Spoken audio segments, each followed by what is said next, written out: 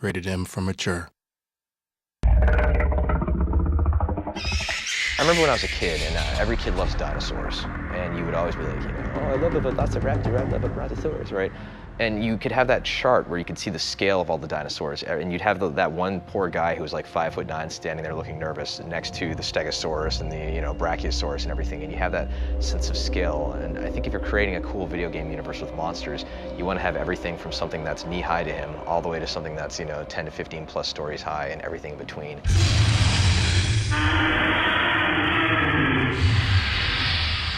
The initial backstory for the Locusts was that they were these creatures that came in the night, ghost-like creatures, skeleton, and they would steal children. There's a myth and a legend in the world of Sarah that would scare their children, that creatures come at night, or the boogeyman will get you at night, he'll take the child away if he's not good. Well, over the history of the planet, that's been happening. They've been taking children and stuff, and so what was a real event has become that sort of mythos of legend of, oh, the boogeyman's going to get you. In Gears 2, we're going underground, and it was an opportunity to bring in some of these newer baddies, right? One of the key changes that we have this time around, which actually affected how we balance the game, is the fact that the Locusts have a lot more hit reactions. So when the player shoots a few bullets into a Locust chest, the Locust will actually react in a believable fashion and stumble. And when you have a big boomer coming at you with a butcher knife and he's running at you, and you shoot him and he ducks his head and puts his shoulder into it, and you're shooting into his arm, and he's still trying to running against that fire hose, it feels really strong.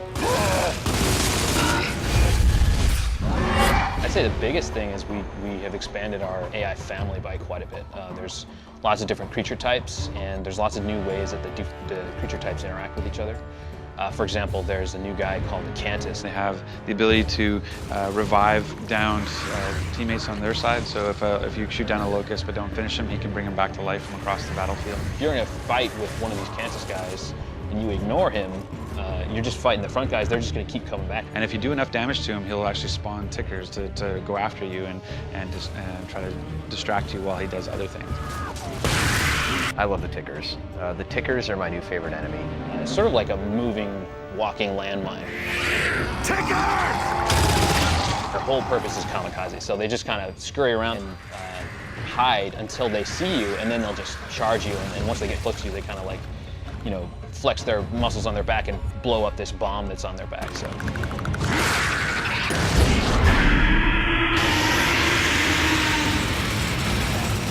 Brumac. Giant monster with guns.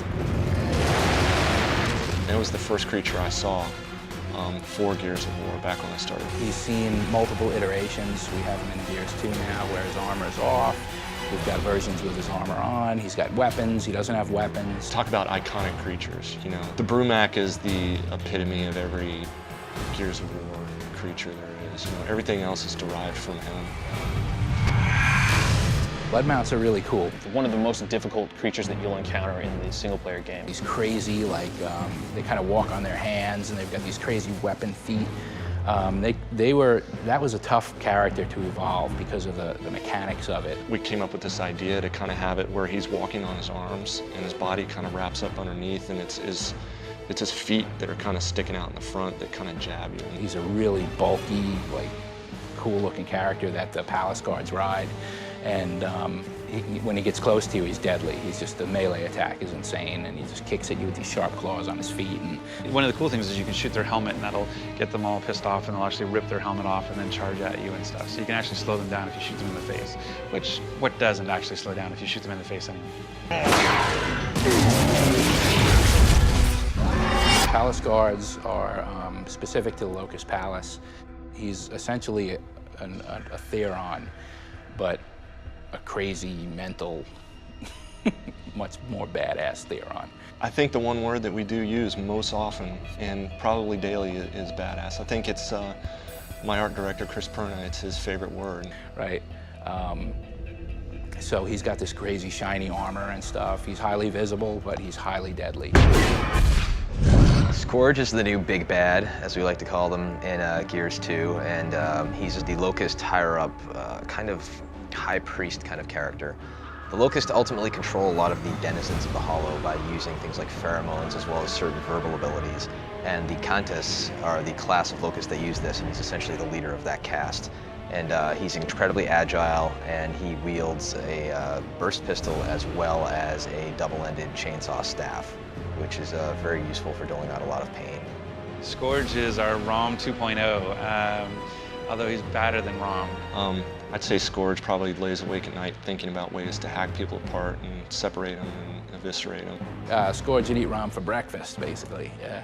I think if you were to compare ROM to Scourge and use cars as an example, I think ROM would be the Humvee, where Scourge would be the Ducati bicycle. It's a steak versus foie gras. It's flip-flops versus boots. I can keep going.